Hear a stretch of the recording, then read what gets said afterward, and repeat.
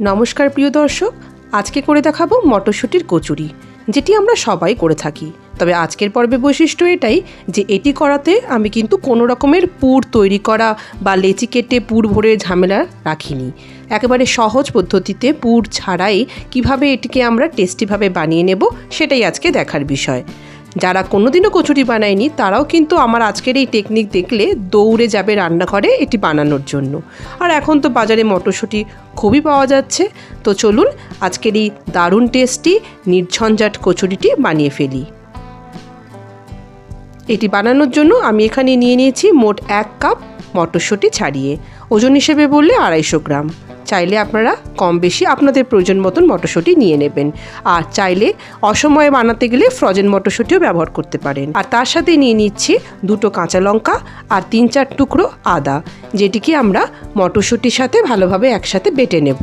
আর এই বাটার সময় এর মধ্যে দিয়ে দেব অল্প একটু স্বাদ মতো নুন আর 3 থেকে 4 টেবিল চামচ জল। এইটুকু জল দিয়েই আমাদের কিন্তু পেস্টটা খুব সুন্দরভাবে তৈরি হয়ে যাবে। তো মিক্সিং গ্রাইন্ডিংয়ে ভালোভাবে পেস্টটা বানিয়ে ফেললাম।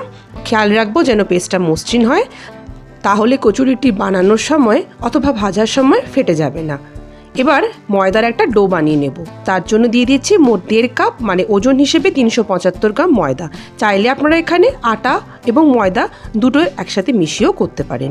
দিয়ে দিচ্ছি স্বাদ মতো নুন আর চিনি, আর দিচ্ছি 1/4 চা চামচের মতন হিং।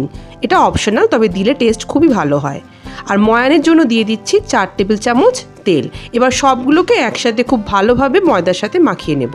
আমাদের যে ময়ানটা পারফেক্ট হয়েছে সেটা জানার উপায় হচ্ছে, আমি যখন ময়দাটাকে কিছুটা পরিমাণ হাতে নিয়ে এইভাবে চাপ দেব, দেখুন তাহলে কিন্তু একটা সুন্দর ফর্ম তৈরি হচ্ছে। এটাই বুঝে যাব যে ময়ান একদম পারফেক্ট। তারপরে আমরা যে মটরশুঁটির পেস্টটা বানিয়ে রেখেছিলাম সেটা এখানে মিশিয়ে দেব আর একসাথে সবগুলোকে ভালোভাবে মেখে নেব। আমি এখানে মোট 1 কাপ মটরশুঁটির পেস্ট বানিয়েছিলাম, যেটা আমার এই 1.5 কাপ ময়দার জন্য একেবারে পারফেক্ট হয়েছে। কোনো রকমের জলের ব্যবহার আমরা এখানে করতেই হয়নি।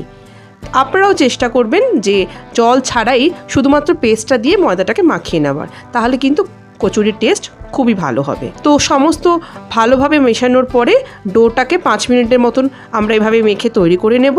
আর তারপরে এটিকে রেস্টিং টাইম দেব 10 মিনিট। আর তখনই এর গায়ে সামান্য একটু সাদা তেল মাখিয়ে নেব, যাতে এটা উপর থেকে শুকিয়ে না যায়। তারপর ঢাকা দিয়ে এটাকে 10 মিনিটের জন্য রেখে দেব। 10 মিনিট পরে ফিরে এসে আমরা দেখিয়ে দিই আমাদের ময়দার মাখাটা কতটা নরম হয়েছে। আরও 2-1 এভাবে মেখে নেওয়ার পর বেলে নেওয়ার পালা। আর তার জন্য লেচি কেটে নেব। কচুরি লেচিটা আমরা মিডিয়াম সাইজে রাখছি। প্রত্যেকটা লেচি কাটা হয়ে যাওয়ার পর আমরা কিন্তু বেলার আগে অবশ্যই এটুকে ঢেকে রেখে দেব, তা না হলে কিন্তু আবার উপর থেকে এটা শুকিয়ে যেতে পারে। আর এই বেলার সময় আপনারা চাইলে শুকনো ময়দা অথবা তেল যে কোনো কিছু দিয়েই এটি বেলতে পারেন। তবে আমি বলবো শুকনো ময়দা দিয়ে বেললে কিন্তু বেলাটা খুব ইজি হয়। যারা কোনোদিনও আগে কচুরি বেলেনি তাদের জন্য কিন্তু খুবই সহজ হয়। এইভাবে কত সুন্দরভাবে দেখুন আমাদের প্রত্যেকটা কচুরি এরকম গোলভাবে বেলে নেওয়া হয়ে গেল। আর পুরুত্বটা একটু মোটা রেখেছি যেহেতু এটা কচুরি। একে একে সমস্ত লেচি আমরা গোল করে বেলে নিচ্ছি। দেখুন বন্ধুরা, কত সহজে আমাদের প্রত্যেকটা লেচি এইভাবে বেলে নেওয়া হচ্ছে। আমাদের কিন্তু কোনো রকমের পুর তৈরি করে ভরে তারপরে বেলার কোনো ঝামেলাই থাকছে না। এবার ভেজে নেওয়ার পালা। তো তার জন্য কড়াইতে দিয়ে দিয়েছি সাদা তেল। তেলটাকে ভালোভাবে গরম হয়ে এলে তখনই আমরা একটা একটা করে কচুরি ভাজার জন্য ছেড়ে দেব। আর ছাড়ার পরে কিন্তু গ্যাসের ফ্লেম মিডিয়াম করে দেব। আর যখন ছাড়বো একটু পরেই দেখবো এটা তেলের উপরে ভেসে উঠেছে। এইভাবে ঝাঁঝরি দিয়ে চাপ দিলেই প্রত্যেকটা কচুরি কিন্তু এরকম বলের মতো ফুলকো করে ফুলে উঠবে আর সুন্দরভাবে ভেজে যাবে। এইভাবে একটা একটা করে আমরা সমস্ত কচুরি ভেজে নিচ্ছি। দেখুন বন্ধুরা, কত সুন্দর কত সহজে কিন্তু আমাদের এই কচুরিগুলো তৈরি হয়ে যাচ্ছে। আর স্বাদের দিক দিয়ে যদি বলেন তাহলে কিন্তু কোনো অংশেই এর স্বাদ পুর ভরে যে কচুরিটা বানাই তার থেকে কম নয়। আমাদের এখনকার ব্যস্ত লাইফে সত্যি কথা বলতে কচুরি বানানোর জন্য আমাদের এতটা খাটনি খাটতে ইচ্ছাও করে না। খাওয়ার ইচ্ছা থাকলেও তৈরি করার ঝামেলা কথা ভেবে কিন্তু আমরা পিছিয়ে যাই।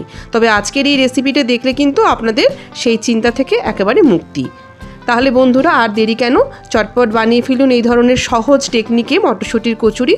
দেখুন একটা ভেঙেও আপনাদের দেখাই কত সুন্দরভাবে প্রত্যেকটা কচুরির ভিতরে মটরশুঁটিগুলো ছড়িয়ে রয়েছে।